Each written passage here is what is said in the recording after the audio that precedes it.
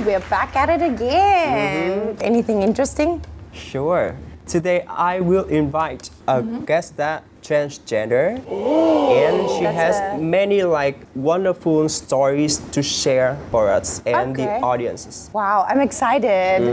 I think transgender is quite a difficult topic for many people to talk about. I would actually love knowing a little bit more about it. This one is the chance for you. Okay. Welcome our guests. I'm someone who, at birth, doctors assigned me as males, but I am a woman. I identify and I've lived as a woman, but I didn't feel primarily attracted to men. And I didn't understand that gender was different from who you're attracted to until much later.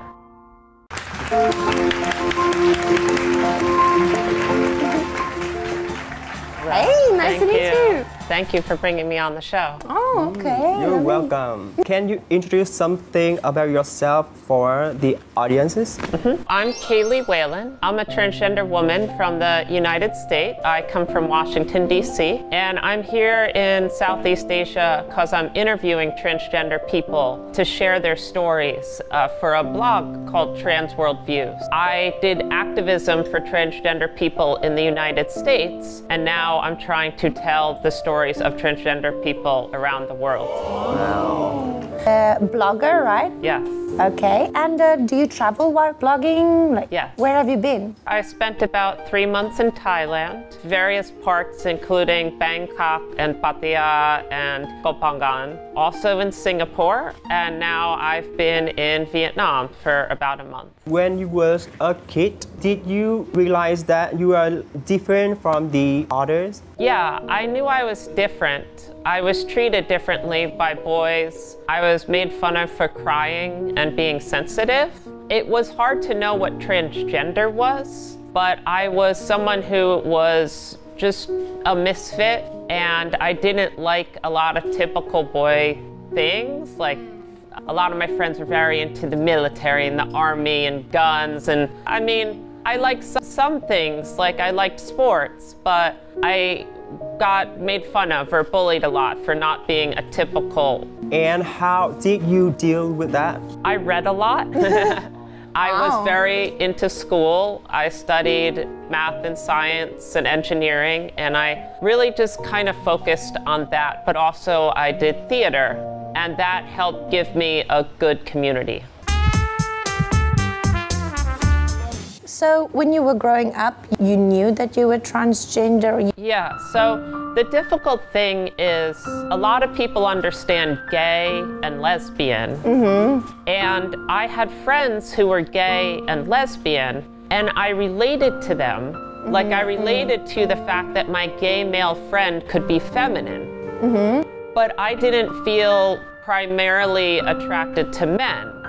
And I didn't understand that gender was different from who you're attracted to until much later. So I had gay and lesbian and bisexual friends, but in 2003, transgender was not widely understood in America. I hung out with theater people who would be different and cross-dress, or we did Renaissance, like Shakespeare plays, and you could dress really frilly and pretty. Yes.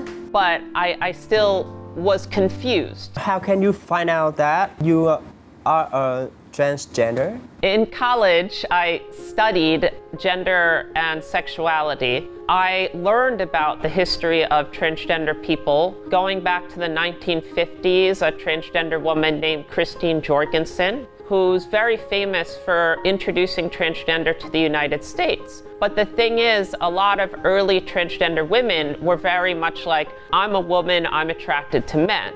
And in the 1990s, suddenly some transgender women were saying, I can be attracted to women and be transgender. And that made me realize that I could be transgender and be attracted to women and not be super feminine, but be myself and be transgender. So what I'm getting is you can be transgender, which means you are a man that identifies with being a woman, or not? Well, I'm someone who, at birth, doctors assigned me as males, but I am a woman. I identify and I've lived as a woman for my whole adult life, over 13 years ago. And then as a woman, you can still be attracted to other women. You don't have to be attracted to men. Can you tell me a little bit more about the day that you came out? Because a lot of people don't know I'm transgender at first. So as an activist and someone who wants to write about the transgender community, I have conversations with people all the time. I am transgender, and I come out all the time to tell my story and to get people to talk about what transgender is. So you remember how your mom and dad react when you came out with them? Yeah, it was difficult. I was living in college. I had told my sister, but I lived about 3 hours away from my parents. And I was going to graduate in a month about. So they had not seen me living as a woman or identifying as Kaylee. But my mom came up to visit me before I graduated, and I decided to tell her, because at graduation I'd be wearing a dress. The degree would say Kaylee Whalen. And she was concerned for my safety. She was concerned that it's difficult to be transgender, that she was worried about my future. And my mom loves me and she supports me. You knew them as a boy, and they're telling you that they identify as female. And my mom knew I was different, but it was difficult for her. Any situation or any story that you can tell us that happened to you in the past that made you feel really confident about being a woman?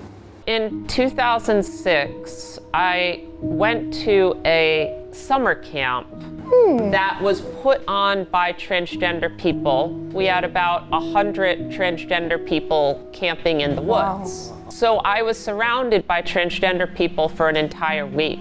And it was the first time that I lived and was saying I'm Kaylee and dressing and acting however I wanted, being in nature with people who understood me. Because in the United States, in the Boy Scouts, I got made fun of. I had boys throw like pine cones at me and like dump my cot in the woods while I was asleep. And here was a camp full of transgender people who loved camping, and we even got a karaoke machine and we did karaoke in the woods. Oh my God. And people just looked so amazing, and it just gave me a lot of confidence. Yeah, like a big family, right? How long did it take your dad to accept that? I think it's harder for fathers because they have this idea that their son will be masculine like them. My mom was more okay with me being that sensitive child who would cry and be very emotional, but my dad, he wanted me to survive. He understood that I should be tough and masculine to succeed. And that's not how I understood myself. So it took longer. And the funny story though, he really didn't accept it at first, and he had never met other transgender people. But then my next door neighbor, who we'd grown up with and had lived next door to us for like 10 years, over 10 years, their name was Pat, and Pat had been in the Marines, was into cars, was kind of... Very manly man. Kind of manly. And my dad and him were friends, and then Pat one day says, I'm transgender. And suddenly my dad is like, my child is transgender.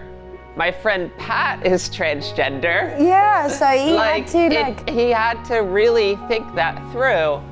And talking to Pat and also talking to his sisters who were more supportive, and that helped him.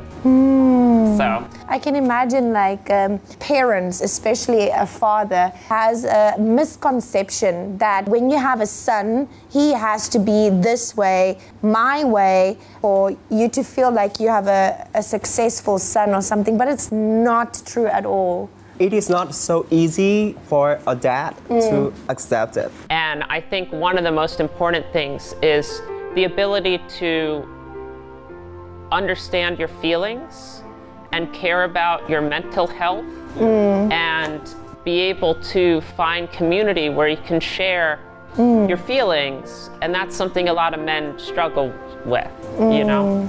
So. Okay. So did your mom support you to be connected with other people? She is a school teacher.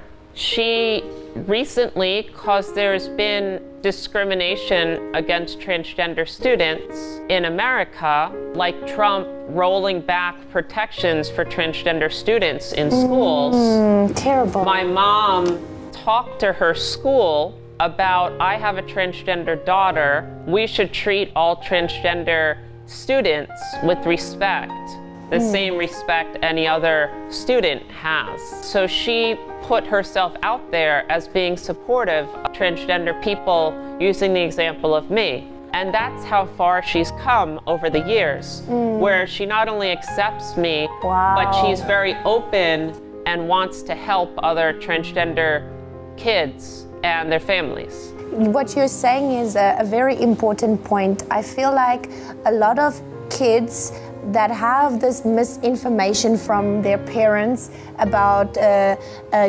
gay or bisexual or transgender, and then they make jokes with other kids in the school, and they think it's like just a stupid little joke, or they think it's something innocent, but actually those things have long-term effects. And it happens to kids, and it can lead to them for the rest of their life having trauma, and it can lead to them having health problems.